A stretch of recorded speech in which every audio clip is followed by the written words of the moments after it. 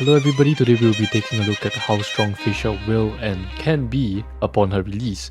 I'm not going to be going over a kit because I'm going to do so in a future video. But before we start, if you enjoy the content, don't forget to subscribe to the channel. Anyways, for a quick summary for Feixiao's kit, it's that she is quite dependent on the team. She's kind of like Robin if you don't have any energy regen, because she needs the team to attack pretty quickly. But to balance it out, her kit is quite self-sufficient. In total, she gets a 48% attack buff, 60% damage boost, 36% crit damage for follow-ups, a massive 700% attack multiplier, and if you get her signature light cone, even 54% defense reduction for her ultimate. As you can imagine, all of these stats are extremely powerful for a damage dealer, not only because there are so many of them, but because the buffs are also really big.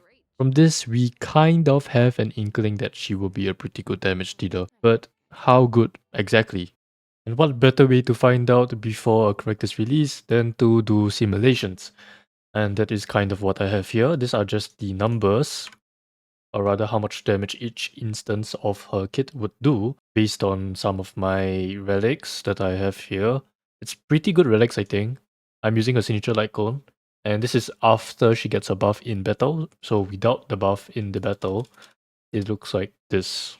So for most of my video, I'll be using E0S1 Feixiao, and on the left side will always be the entire team E0S0 except Feixiao herself, and on the right side, it will be the entire team E0S1. And what I have here is the skill, the follow-up, the ultimate, and what you would get without Robin's ultimate, if you have a Venturine, if the enemy you're attacking is broken. And basically this will help us when we are trying to determine how much damage she would do in a simulation. As you can see here, it's about 340,000 on average, 380,000, and for S1 it's 410, 450.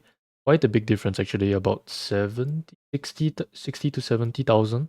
Anyways, usually what I would do when trying to estimate character's damage is just see how much damage they would do in one instance, and then we can just kind of estimate from there how much damage she would do on average. But in Feixiao's case, her ultimate is kind of dependent on the team, as I've already established, and your team needs to be pretty fast, and so that begs the question, how fast does Feixiao get her ultimate back up? Because she does pretty good damage on her ultimate, right? But if it takes 4-5 turns, it's going to be pretty bad, right? Or maybe even 6 turns, it's kinda average. But if he takes 1 to 2 turns, it's pretty good. And if she only takes 1 turn, that's like really insane, because you just put out like 140 plus 34 times 2 plus 29. So it's about 98,000 plus 240 or 280, 500,000 damage each turn, which is insane, right? And for me, on average, I found that to be about 2 Feixiao turns. As you can see here, Feixiao skill, and then she gets the ultimate. However, I didn't count Topaz ultimate, and I also didn't count if enemies hit your team a lot, like an AoE attack, or if they hit a Venturine more, then you may also get the ultimate earlier, may not even be on Feixiao's turn. So when it comes to the simulation for Feixiao's damage by herself, basically what I'm doing is getting her skill twice, this one times 2, this one times 4, and then plus this. And that would give me 580,000. If the entire team is 0S1, it is 680,000. And the damage per action value is 8,000 or almost 10,000 damage. Before we proceed on to the other parts of understanding how much damage she does, let me preface this by saying this is only Feixiao's damage. This is only Feixiao's damage. No break, no Robin damage, no Topaz, no Venturine, no nothing. It's just Feixiao. And the reason why I'm doing this is because Feixiao's team is quite the multiple damage dealer team. I just want to see how much Feixiao does by herself. I'm just curious how much she would do. And from there, it's not really a bad indicator as well. It's a pretty good indicator depending on the results that you get. For example, if she is about as good as a hyper carry by herself, that would mean that the total team's damage will obviously be higher, right? And also, damage per action value is quite misleading. It can vary quite a lot depending on how you are calculating it, and the way that I'm calculating it will definitely inflate the damage per action value a little bit. So let me show you an exaggerated example. Let's say in between the first and second turn, so Feixiao, Topaz, Venturine, and then I use Robin's ultimate, then that would technically mean I get 2 turns in between here. From Feixiao's start of here all the way to Venturine's turn, that is basically 2 turns. And that is 20 action value.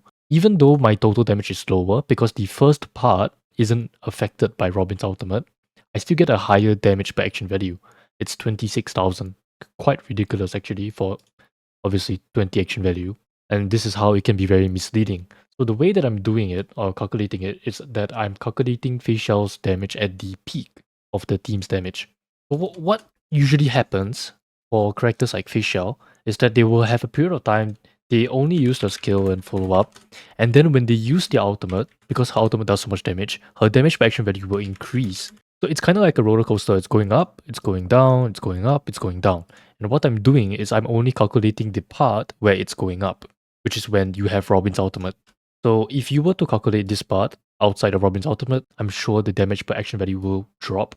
Realistically, maybe 5 to 6,000, maybe even lower. It really depends on how fast you can get Robin's ultimate back up. So anyways, if I were to keep 6 stacks before Robin's ultimate, which I think is actually quite realistic, because you want to be saving Fei Xiao's ultimate for Robin's ultimate, then you would have 2 ultimates in total, because before you start Robin's ultimate, you already have one, and then during her ultimate, you get another.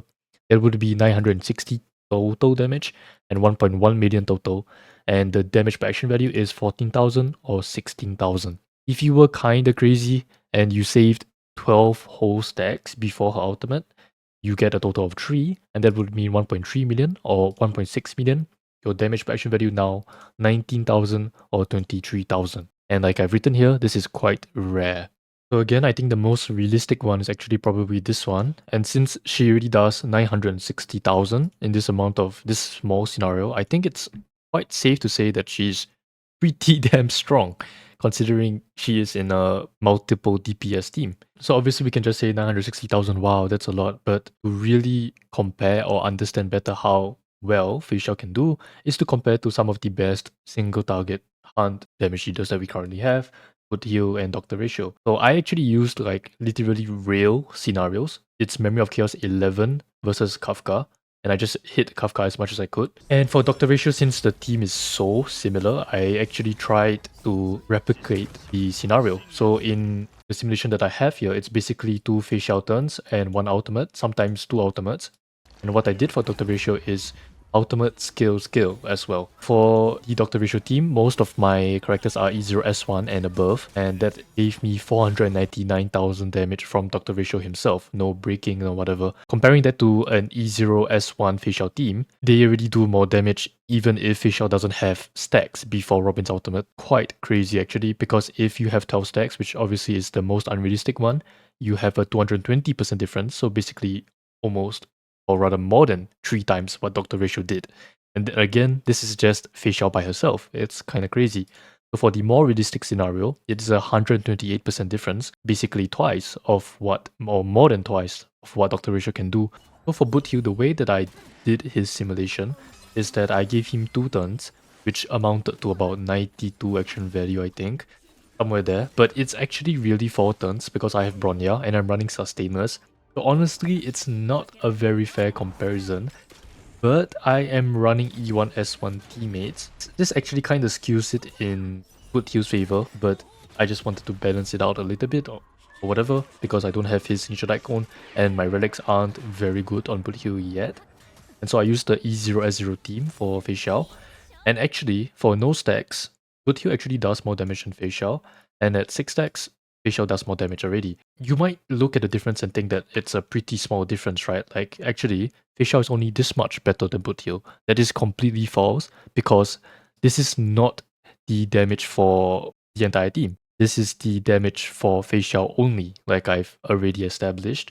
And since the rest of Feixiao's team can do pretty good damage, this will realistically be much higher, probably 40-50%.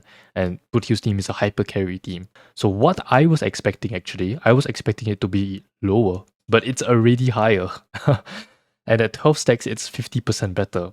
And I think that really goes to show how strong Feixiao can be. Another way of looking at it is in terms of damage per action value, as I have here.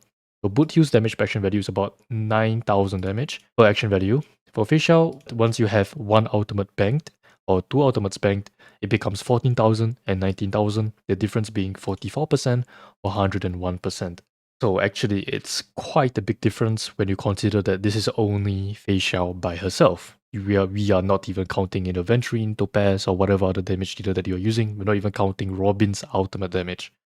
And so when you consider the fact that Fei Xiao herself does pretty good damage even without her team, I think it's pretty safe to say Fei Xiao will be one of the best, if not the best, single target damage dealer in Honkai Star Rail. The main problem will be more so getting the best teammates for her, because I'm sure it might be hard for most free-to-play casuals to have 4 or 5 star characters, unless you really like follow-up attack prior to her release. But if you're able to assemble the follow-up Exodia team, the team becomes the best single target damage dealers in the entire game. That's pretty much it for the video, so as always, thanks for watching.